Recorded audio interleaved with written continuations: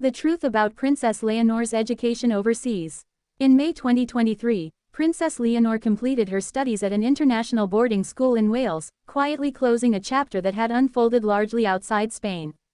The moment mattered not because it was unusual, but because it reflected a deliberate institutional choice about how future heads of state are prepared in the modern era. Many people know where Princess Leonor studied. Far fewer understand why that decision was made, what it reveals about Spain's constitutional monarchy, and how overseas education fits into a broader framework of leadership preparation. By the end of this video, you will understand the purpose, precedent, and long-term significance of Princess Leonor's education abroad, and why it was never about distance but about responsibility. Education for a future monarch is not a private family matter. In constitutional systems, it is a matter of state continuity. From the moment Princess Leonor was recognized as heir presumptive, her education became part of a long-standing institutional tradition designed to prepare sovereigns for complex, pluralistic societies. The goal is not specialization in a single discipline, but breadth, legal understanding, cultural literacy, multilingual communication, and civic awareness. Spain's monarchy operates within a parliamentary democracy shaped by regional diversity, European integration, and international obligations. Preparing an heir exclusively within national boundaries is no longer considered sufficient on its own. This context explains why overseas education was not an experiment, but a calculated continuation of modern royal preparation. And that choice reflects a much broader evolution. Princess Leonor attended UWC Atlantic College in Wales, part of the United World Colleges network. This decision was publicly announced, institutionally approved, and widely documented. UWC schools emphasize academic rigor alongside intercultural understanding, global citizenship, and service-oriented leadership. These priorities align closely with the expectations placed on constitutional monarchs in the 21st century. Importantly, this was not a departure from Spanish educational standards. The international baccalaureate diploma she pursued is internationally recognized and academically demanding, with standardized assessments and external moderation. The decision to study abroad reflected a balance between national identity and global awareness, an increasingly common approach among European royal families. And it carried historical precedent. Princess Leonor's education abroad did not emerge in isolation. Several European heirs have followed similar paths. Kings and queens across the continent have increasingly received international education as a complement to national formation. This reflects the reality that modern monarchs operate in international forums, represent their nations globally, and engage with institutions beyond their borders. In this sense, overseas education functions as diplomatic preparation. It exposes future leaders to perspectives beyond their own national context while reinforcing the importance of cooperation, dialogue, and shared norms. Spain's choice followed this established pattern, reinforcing alignment with contemporary European constitutional practice. And yet, it also raised questions at home. Whenever an heir studies abroad, questions naturally arise about national connection. Would distance weaken cultural roots? Would foreign education dilute national identity? In Princess Leonor's case, the evidence suggests the opposite. Her overseas education was paired with continued instruction in Spanish history, constitutional law, and national institutions. Public appearances during academic breaks reinforced continuity rather than absence. More importantly, overseas education was framed as temporary preparation, not relocation. The center of institutional gravity remained firmly in Spain. This balance, global exposure anchored by national responsibility, has become a defining feature of modern monarchy. And it speaks to how leadership itself is now understood. The international baccalaureate program pursued by Princess Leonor is known for its demanding structure. Students are required to balance multiple subject areas, complete extended research projects, and engage in community-based activities. This model emphasizes time management, analytical thinking, and accountability, skills essential for public leadership. Crucially, the academic environment was standardized. Princess Leonor was assessed under the same criteria as her peers, with no separate evaluation framework. This mattered institutionally. It reinforced the principle that preparation for leadership includes shared standards, not exemptions. And it reflected a broader shift in how royal legitimacy is sustained. Modern constitutional monarchies increasingly rely on perceived fairness and transparency. Education plays a significant role in this dynamic. By choosing an academically rigorous and externally moderated program, the Spanish royal household signaled alignment with merit-based evaluation rather than inherited privilege. This approach mirrors public expectations in democratic societies, where leadership is judged not solely by lineage, but by competence and preparation. Princess Leonor's overseas education thus carried symbolic weight beyond academics. It reinforced institutional credibility, and that credibility is essential for long-term stability. Princess Leonor's education abroad was not an endpoint. It was one phase within a broader preparation framework. Following completion of her studies, she entered military training across Spain's armed forces, an obligation historically tied to the role of head of state. This sequencing matters. Academic formation preceded constitutional and military responsibilities, allowing intellectual grounding before institutional authority. The transition from international classroom to national service illustrates continuity rather than contrast. Each stage builds upon the last. Spain's head of state represents the nation internationally, often in non-political, symbolic, and diplomatic capacities. Familiarity with international environments is therefore not optional. Studying abroad provides immersion in diverse perspectives, institutional norms, and collaborative settings. These experiences translate into diplomatic fluency rather than policy positions. In this sense, Princess Leonor's education prepared her not to govern, but to represent, a key distinction in constitutional monarchy. And representation requires understanding beyond borders. Public discussion around overseas education sometimes drifts toward personalization. That framing misses the institutional logic. Princess Leonor's academic path was not designed for individual distinction, but for role alignment. Each decision reflects continuity with constitutional expectations rather than personal preference. By focusing on verified facts and documented structures, the broader picture becomes clear. Overseas education was a functional choice, not a symbolic statement. And understanding that helps recalibrate public discussion. Spain's monarchy exists because it aligns with democratic norms, not despite them. Education plays a critical role in maintaining that alignment. An internationally educated heir reflects openness, adaptability, and institutional confidence, qualities that reinforce democratic legitimacy. Princess Leonor's education abroad fits within this framework, strengthening rather than challenging Spain's constitutional order. It is an example of tradition adapting without dissolving. The true impact of overseas education is rarely immediate. Its influence emerges over time, through perspective, communication style, and institutional awareness. For Princess Leonor, this foundation will inform future responsibilities rather than define them. Education equips, duty applies. And in constitutional monarchy, preparation is the quiet engine of continuity. Princess Leonor's overseas education illustrates a broader truth about modern monarchy. Survival depends on relevance, and relevance depends on preparation. Education abroad is not about distance from the nation. It is about readiness for the world in which that nation exists. And that distinction reshapes how royal preparation is understood. As Princess Leonor continues her formation, her education abroad will remain one chapter among many.